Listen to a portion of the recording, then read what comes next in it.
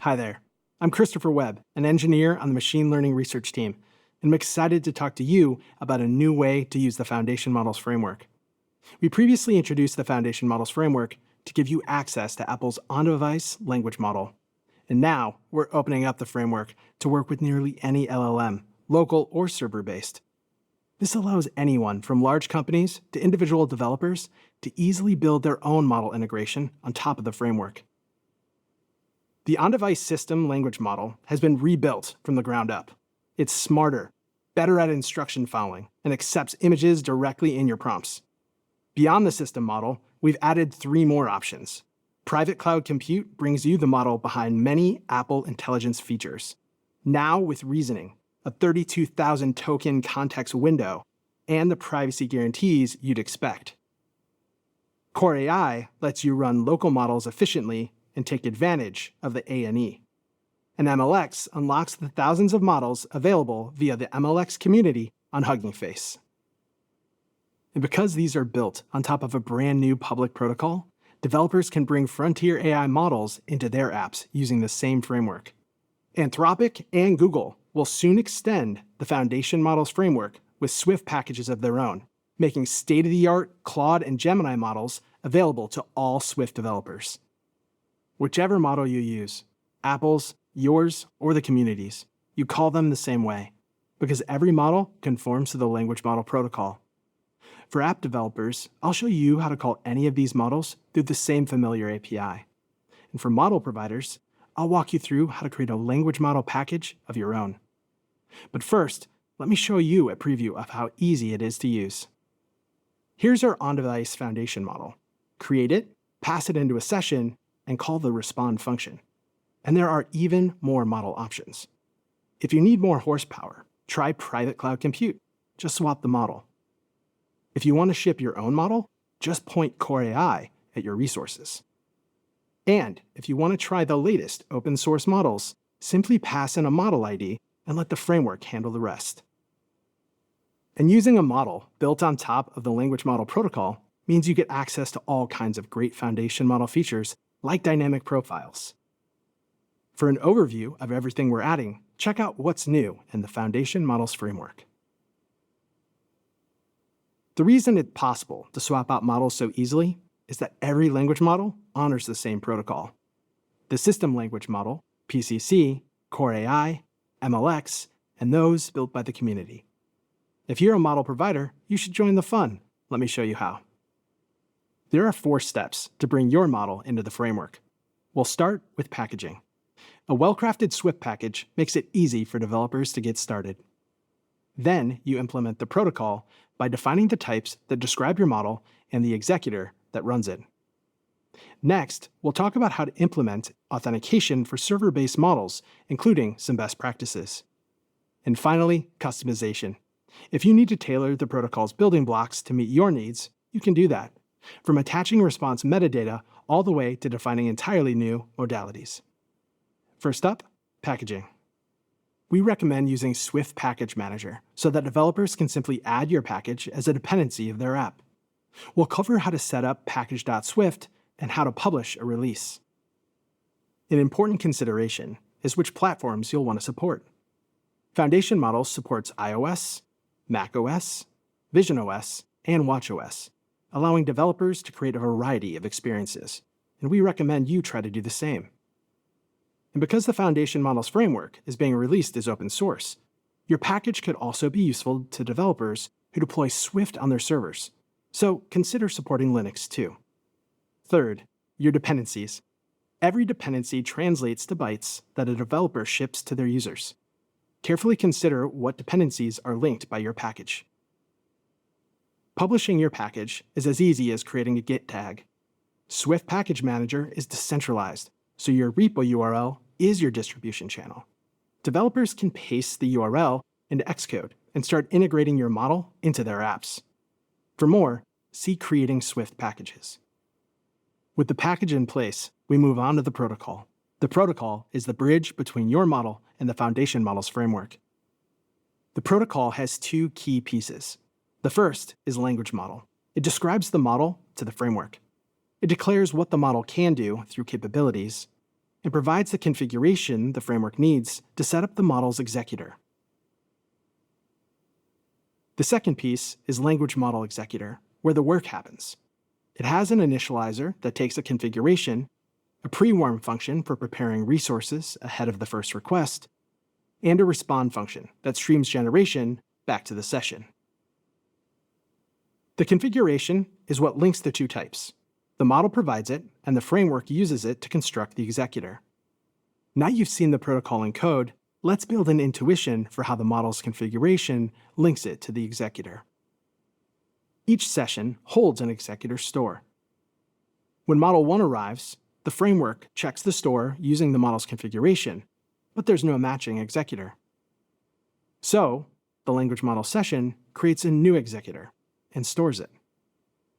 Model 2 produces the same configuration, and because configuration is hashable, the framework knows it matches and resolves to the same executor. The configuration is the lookup key, not the model. Model 3 produces a different configuration, so it gets its own executor. Each unique configuration maps to exactly one executor in the store. So what does this look like in your code? Here's a language model implementation. It declares its capabilities and returns the configuration the framework uses to find its executor. The executor is where the real work lives, loading waits, managing resources, and streaming tokens back to the session. The framework constructs it from a configuration your model provides, then hands the model in on every request. That split is what keeps your model trivial to construct. When the session deallocates, the store goes with it. Every stored executor gets released. Your deinit runs, waits are freed, and connections closed, all automatically. You don't write any of that teardown code yourself. Within that lifecycle, your executor has one more function, pre-warm. Before a request arrives, the developer can ask the framework to pre-warm. It's your chance to do expensive setup ahead of time, like loading waits, opening connections, or anything that would otherwise slow down that first response. Let's look at how to use it. One approach is to put that setup in a private helper that loads the waits once and caches them. Prewarm calls the helper eagerly, so the waits are ready before the first request arrives. But prewarm isn't guaranteed to run. Either way, waits load exactly once. And if your executor has no expensive setup, like a server-back model, prewarm can simply be a no-op. Once your respond function is called, your executor goes to work. It converts the transcript of the conversation into the format your model expects. It applies the options the developer has set, and it streams generation events to the session. From the developer's side, the session is the entire interaction surface. They initialize the model, create the session, call respond, and wait. Your executor and the rest of your package, all of that lives behind the session, out of sight. The developer never sees that machinery, but here's what's happening behind the scenes. The framework hands you transcript entries, but your inference engine can only process its native types. So, your executor sits in the middle, translates the entries into messages your inference engine understands, and passes them along for inference. When your inference engine answers, the same translation runs in reverse. Your messages back to transcript entries streamed to the session. For now, let's focus on the transcripts that flow in and out of the executor. A transcript is the conversation so far, expressed as a sequence of entries. Each entry plays a role. Instructions set by the developer, prompts from the user, tool calls your model made and the outputs they returned, and the responses your model has produced. Zooming back out, your executor's job is to turn each transcript entry into a message your inference engine knows how to read. So, what's inside a transcript? Foundation Models defines these 6 entry types. Your model defines its own roles. Your executor's job is to map between the two, no matter the shape your model takes. In this example, instructions, prompt, and response map to system user and assistant. Here, tool calls, tool outputs, and reasoning all map to assistant too. They're part of what the model did during its turn, and since this model doesn't have dedicated roles for these, we just map them to Assistant. If your model does define something like a dedicated tool role, you can route there instead. Either way, your executor stays in control. Your executor reads the conversation, but every request carries more than just history. It carries the developer's intent for how the model should respond, expressed through two additional properties. Every request object can include context options and generation options. Context options control what goes into the prompt, like the reasoning level you want the model to use or a response schema. Generation options control the decoder loop, sampling strategy, temperature, and maximum response length. Here's what that looks like inside Respond. Both types of options come in on the request, and your executor pulls them out and passes them along when calling the model. So that's everything coming in. Transcript, options, all parsed. Now for the half your developer sees, the response. On the response side, there are a few things to send: the text your inference engine generates, any tool calls or reasoning, and the metadata that travels with them. They all go out as events on the channel. Each chunk that the inference engine emits, a token or tool call fragment, becomes an event: a text delta, a tool call delta, and so on. The framework writes them to the transcript. Foundation Models exposes both one-shot and streaming responses, but the implementation is always streaming. The one-shot API just collects the deltas internally. So far, we've looked at this from your model side, events going out as the model produces them. But put yourself in the developer's seat for a moment. They called Respond and they're waiting. What did they need first? Here's your executor's side of the handshake with the developer. There's a deliberate order to it. First, a metadata update. Model and request IDs the developer can use for logging and debugging. Then a usage update. Prompt token counts for accounting. Sending these up front means the developer isn't waiting through the whole stream to learn what each request costs. Finally, for each token your model produces, send a text delta the moment it arrives. The framework streams those deltas to the session as they arrive, so users see the response appear word by word instead of all at once. Earlier, we saw how the framework caches executors by configuration. If your integration is stateful, holding a KV cache or persistent session between calls, that caching is what lets you minimize network churn and avoid redoing work. Now let's look at how to design yours to take advantage of that, and how your executor can preserve work across calls. Your executor receives the full transcript on every call to respond. Here's what you processed last time: an instruction, a prompt, and the response you generated. When the next call comes in, you compare the new transcript to the one you saved from last time. In most cases, new entries have simply been appended, a new prompt after the last response. When that's the case, you can preserve your existing state and only process what's new. But sometimes, your comparison finds that entries have been removed or modified, for example, when the developer trims older entries to save context. When that happens, you'll need to invalidate back to where the transcripts diverge. The framework gives you the full transcript on every call. Your executor decides what counts as a match and how to handle any changes. Sometimes, your model can't do exactly what the developer asked. When that happens, your executor has two choices: approximate or throw. Be flexible where you can and honor the developer's intent. But sometimes, there's no honest approximation. If the developer sets a token limit, but also specifies a schema with required fields, there might not be a way to satisfy both. So, you throw. Foundation Models ships language model error for exactly these cases: context window overflows, rate limits, refusals, and more. Throw one of these, and any developer who's used the framework already knows how to handle it. When the built-in language model error cases don't cover your situation, define your own error type. Some failures only make sense in the context of your service, your subscription tiers, your features, your account states. A purpose-built case name carries the intent, so a developer catching it knows exactly what happened. Custom errors are powerful, and sometimes you need them, but each one is a new case developers must learn, catch, and handle in their app. Try to use a built-in language model error when it fits, and save the custom ones for failures only your service can produce. We've finished implementing the protocol requirements. Let's discuss how to handle authentication next. Your job as a package author is to make it easy for developers to do the right thing. If your initializer takes an API key as a string, developers will be tempted to take the path of least resistance. Instead, help developers do the right thing by offering a token provider or sign-in flow.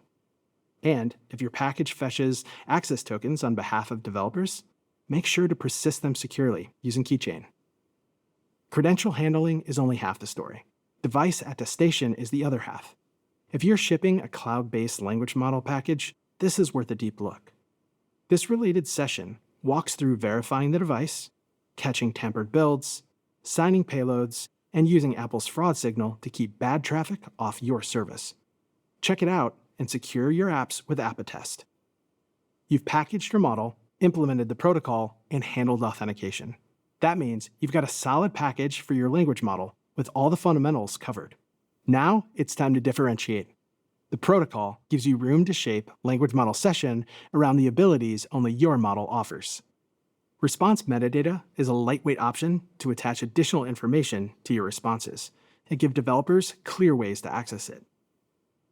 You can attach your own custom metadata to the response. Here, after streaming completes, our executor sends tokens per second and time to first token through the channel. We recommend providing utilities or documentation that make it easy for developers to work with your metadata.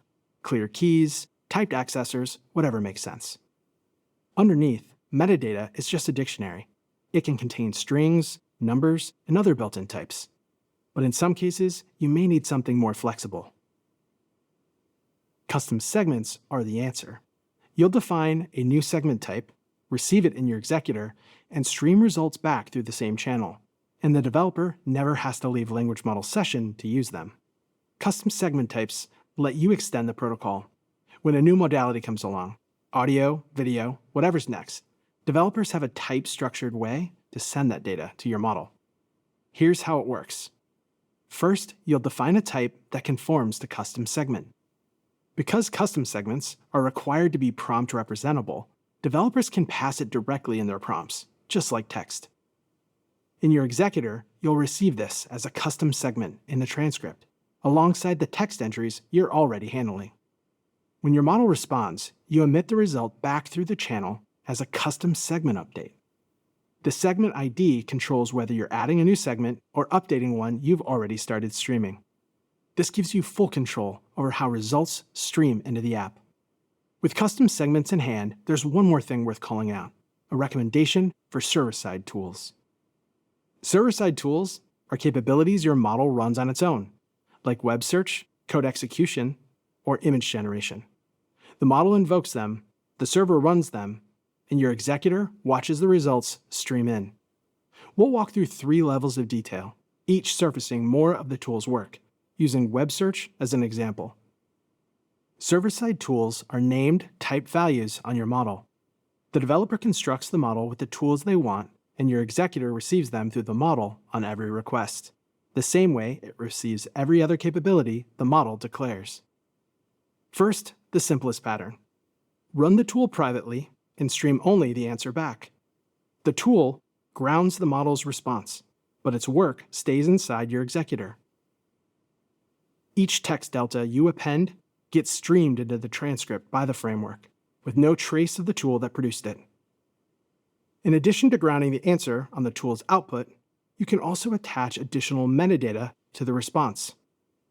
When a text delta carries metadata, like a citation, forward both to the channel, and the framework attaches the metadata to the text segment in the transcript. And finally, you can choose to surface the tool's work itself. With custom segments, you forward the tool's structured output to the channel alongside the text and any metadata, giving apps everything the model produced along the way. Through one channel, the events you forward, the metadata you attach, and the custom segments you design, server-side tools shape what apps using your package can show their users. There's one more thing to keep in mind. Whether you're choosing a package or shipping one, make sure everyone in the chain understands the privacy implications of the model behind it. On-device and cloud-based models have very different privacy characteristics, and your users deserve to know which they're getting. You've seen how to bring your model to the framework. These sessions show what developers will build with it. Check out Integrate On-Device AI Models into your app using Core AI for bundling local models directly into an app. Build with the new Apple Foundation model on private cloud compute goes deep on server-scale inference with Apple's privacy guarantees. And Build agentic app experiences with the Foundation Models framework shows how developers use dynamic profiles to build multi-step, tool-using workflows on top of models like yours. We're excited about what's ahead. We hope to see a thriving ecosystem of language model packages, giving Swift developers the freedom to choose the model that's right for their app. We can't wait to see what you build.